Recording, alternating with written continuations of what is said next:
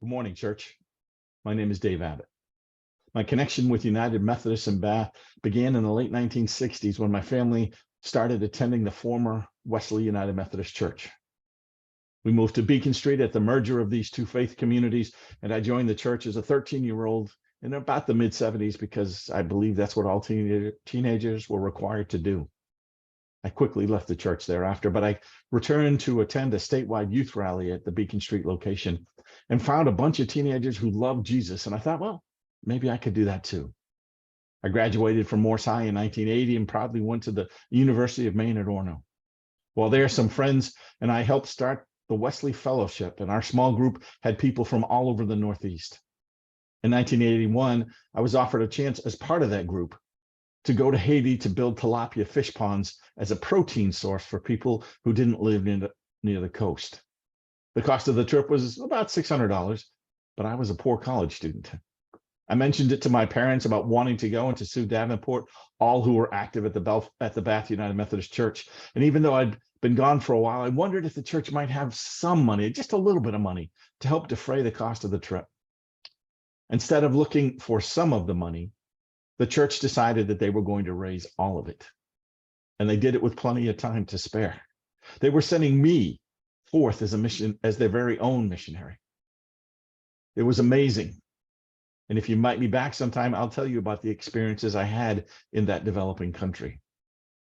What makes the story even more interesting is that 1 year later, I was offered the same opportunity and I had the same limited resources.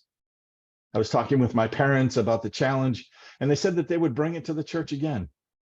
I thought to myself, why? Why would they support me a second time, especially since I was 2 years removed from attending that church on a regular basis? And it was also around that time that the church facility on Beacon Street burned. Do you remember that? The faith community had plenty on their own plates, and we were not a rich church. But can you guess the response? Full support again in the midst of their own struggles. I see it like the Macedonian churches that Paul talks about in the 8th and 9th chapters of his second letter to the Corinthians. The Macedonians gave to God's work beyond their own needs because God was blessing them in amazing ways. Again, it was a transforming journey as we traveled to the far end of the country of Haiti to a place called Jeremy, where we worked with missionaries committed to serving their local neighbors by again providing a source of protein to feed them.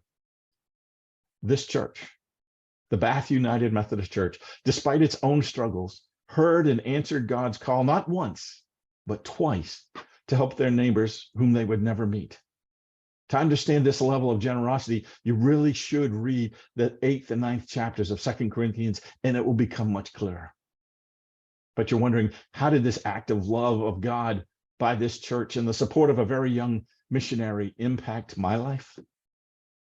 I believe it was one of the seeds that God planted within me that led me to explore pastoral ministry, to pick up my family and move to North Carolina for seminary, to return to Maine and serve with the Belfast United Methodist Church faith community for 14 years as God did amazing things in that place, to serve as a district superintendent in New Hampshire, where I shared the lessons of love, hope, and vision for mission that I had learned through those two acts of agape love by the Bath United Methodist churches with all of the churches on that district.